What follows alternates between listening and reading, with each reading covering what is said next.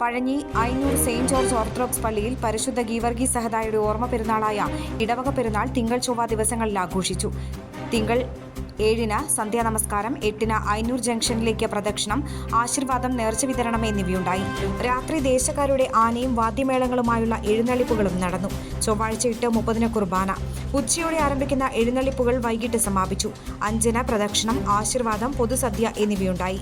പെരുന്നാളിന് വികാരി father George Chacko, കൈക്കാരൻ CT Titus, secretary VK John എന്നിവരടങ്ങിയ കമ്മിറ്റി നേതൃത്വം നൽകി.